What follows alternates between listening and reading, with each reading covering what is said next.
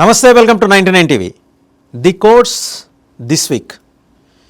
ఈ కార్యక్రమం ఉద్దేశం ఏంటంటే అక్రాస్ ద కంట్రీ, సుప్రీంకోర్టు నుంచి ఆంధ్ర తెలంగాణ హైకోర్టుల దాకా, not only Andhra and Telangana, వివిధ రాష్ట్రాల్లో ఉండే హైకోర్టులో కూడా జరిగిన కీలకమైన పరిణామాలు, important cases and salient verdicts and judgments, వాటి గురించి ఒక విశ్లేషణ కార్యక్రమం హైకోర్టు న్యాయవాది బషీర్ అహ్మద్ గారితో ఈ కార్యక్రమం మనం చేస్తున్నాం. నమస్తే బషీర్ అహ్మద్ గారు. నమస్తే. ఇది తెలియాలండి, అంటే న్యాయపరమైన అంశాల పట్ల అవగాహన కల్పించేందుకు కోసం ఉద్దేశించిన ఈ కార్యక్రమంలో we need your guidance and suggestions. Different judgements మీద ఎలాంటి అభిప్రాయాలు వ్యక్తమవుతూ ఉంటాయి, అలా జడ్జిమెంట్స్ అరైవ్ అయ్యే ముందు న్యాయ వ్యవస్థ ఎటువంటి ఛాలెంజెస్ ఫేస్ చేస్తూ ఉంటుంది. ఎందుకంటే ఇది అన్ఎక్స్ప్లోర్డ్ ఏరియా. జనరల్గా న్యాయ వ్యవస్థ గురించి మాట్లాడితే 1-4 సార్లు జంకుతారు. ఒక న్యాయవాది మాట్లాడితే ఏంటంటే దాంట్లో ఉండే లెగాలిటీ మాట్లాడతారు. ఆ ఉద్దేశంతో ఈ కార్యక్రమం మనం బిగిన్ చేస్తున్నాం. ముందుగా ఈ వారంలో ఇచ్చిన జడ్జిమెంట్ సుప్రీంకోర్టు నుంచి హైకోర్టుల దాకా, చాయిస్ ఇస్ యువర్స్ అండి. ఎస్, ఇది వాసుదేవన్ గారు, మీరు ఒక చాలా మంచి కార్యక్రమాన్ని చేపట్టారు.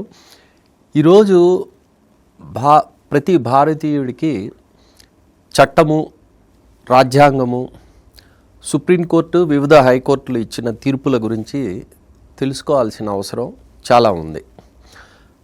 అయితే ఈ కోర్టులు ఇచ్చిన తీర్పులు, వీటికి సంబంధించి విశ్లేషణ చేయడం వేరు, విమర్శించడం వేరు. మనం ఇక్కడ విమర్శ కాకుండా ఏ కోర్టు ఏం చెప్పింది, ఆ తీర్పు వల్ల రానున్న కాలంలో దేశం మీద, రాష్ట్రాల మీద ఏ విధమైనటువంటి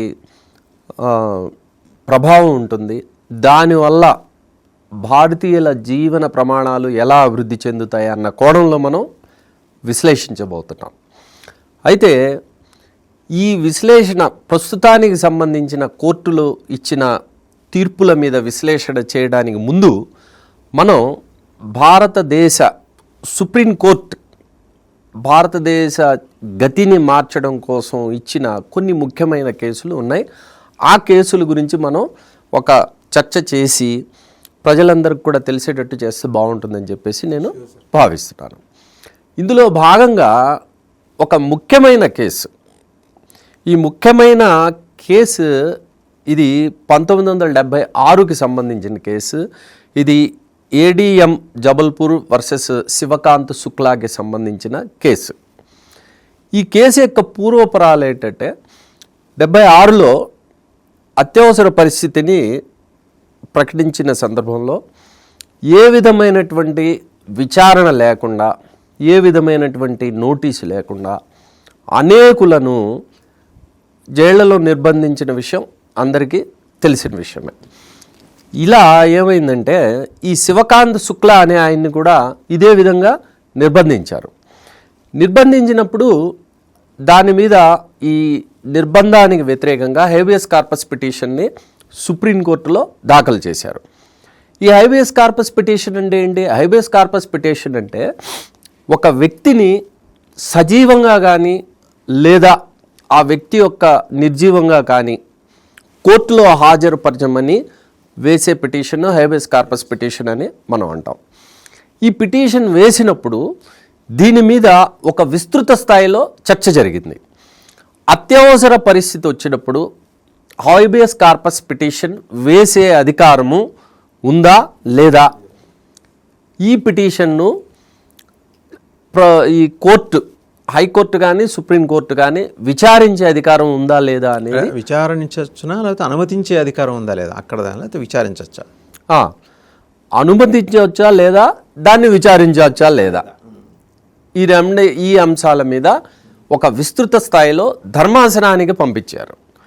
ఈ ధర్మాసనంలో 5 న్యాయమూర్తుల ధర్మాసనం ఉంటే, ఆ ధర్మాసనంలో ఏఎన్ రే గారు, పిఎన్ భగవతి గారు, వైవి చంద్రచూడ్ గారు, హెచ్ఎం బేగ్ గారు, వీరితో పాటు హెచ్ఆర్ ఖన్నా గారు, 5 న్యాయమూర్తులు సుప్రీంకోర్టుకు సంబంధించిన గౌరవ న్యాయమూర్తులు ఉన్నారు. దీని మీద చర్చ చాలా సుదీర్ఘంగా జరిగిన తర్వాత దీని మీద తీర్పు వచ్చింది.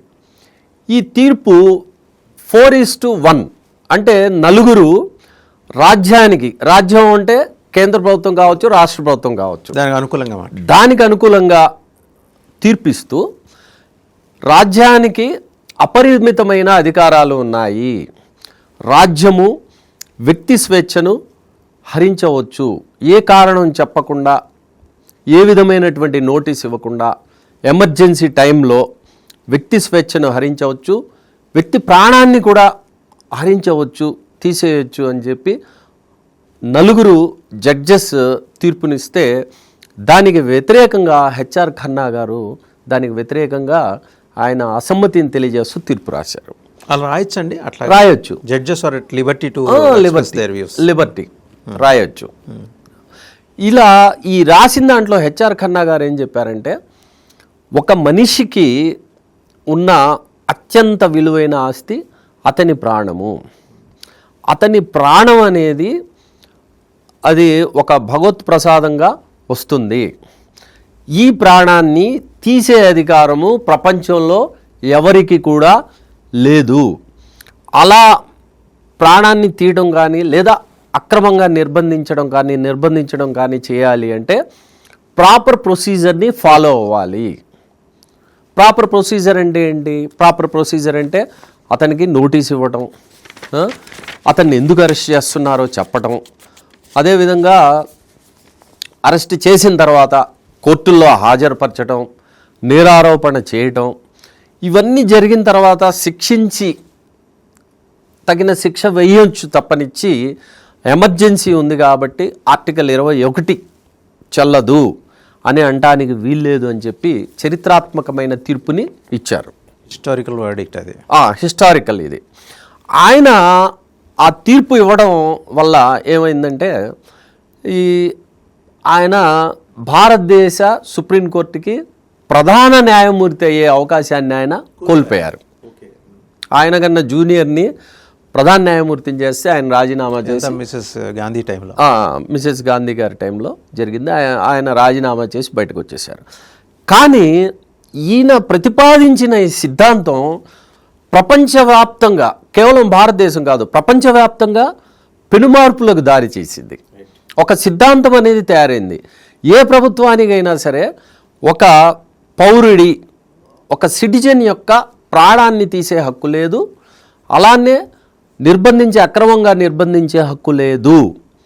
ప్రాణం తీయాలన్నా నిర్బంధించాలన్నా ప్రాపర్ ప్రొసీజర్ని ఫాలో అవ్వాలి అనే ఒక సిద్ధాంతం అనేది ప్రపంచవ్యాప్తంగా వచ్చింది. కాబట్టి దీని తర్వాత ఈ హెచ్ఆర్ ఖన్నా గారు ఈ ఇచ్చిన తీర్పు, ఆ 4 ప్రభుత్వానికి అనుకూలంగా ఇవ్వటం, ఈయన వ్యతిరేకంగా ఇవ్వటం, ఇది తదనంతరం భారతదేశంలో కూడా పెనుమార్పులకు దారితీసింది. ఏ విధంగా దారితీసిందంటే దాని తర్వాత ఈయన ఈ తీర్పులు ఇవ్వడం వల్ల మానవ హక్కుల అణిచివేత అనేది ఒక ఆగిపోవడం జరిగింది. అలానే ప్రజాస్వామ్యాన్ని కూడా కాపాడటం జరిగింది. అంటే ప్రజాస్వామ్యంలో వ్యక్తి ఎవరైనా తన డిసెంట్ని, తన అసమ్మతిని తెలిపితే అతన్ని తీసుకెళ్ళి నిర్బంధించే అవకాశం లేకుండా ప్రాపర్ ప్రొసీజర్ని ఫాలో అయ్యే పరిస్థితి వచ్చింది.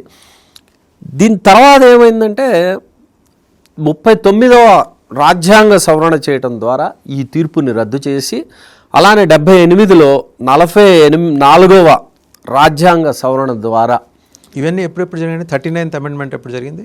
39 అమెండ్మెంట్ 1977లో జరిగింది. 78లో 44వ రాజ్యాంగ సవరణ జరిగింది. ఈ సవరణ ద్వారా ఆర్టికల్ 21 అంటే జీవించే హక్కు అత్యవసర పరిస్థితుల్లో కూడా నిలిపివేయడానికి కుదరలేదు. అత్యవసర పరిస్థితి ఉన్నా సరే ఆర్టికల్ 21 మనిషికి సంబంధించిన జీవించే హక్కు ఉంటుంది అని తీర్పు ఇవ్వడం ద్వారా ఇది ఒక చరిత్రాత్మకమైన తీర్పు అయింది. మన భారతదేశమే కాకుండా ప్రపంచం మొత్తం మార్పు తీసుకురావడానికి కారణమైంది. కాబట్టి చరిత్ర గతిని మార్చిన తీర్పుల్లో ఇది ముఖ్యమైన ప్రధానమైన తీర్పు. ఎందుకంటే మనిషి ప్రాణానికి సంబంధించి, ప్రాణం అనేది ముఖ్యం. ఆయన బాగా చెప్పారు హెచ్ఆర్ ఖన్నా గారు, మనిషికి అత్యంత విలువైనది అతని ప్రాణం. విలువైనది ప్రియమైనది ప్రాణమే, ప్రాణం తర్వాత ఏదైనా. కాబట్టి ఇది చరిత్ర గతిని మార్చిన, భారతదేశ చరిత్ర గతిని మార్చిన తీర్పుల్లో అత్యంత ముఖ్యమైన తీర్పు అని నేను భావిస్తున్నాను. చాలా ప్రామినెంట్ డెవలప్మెంట్స్ చోటు చేసుకోవడానికి కారణమైంది కారణమైంది మిగిలిన దేశాలు పోల్చుకుంటే. ఇంకా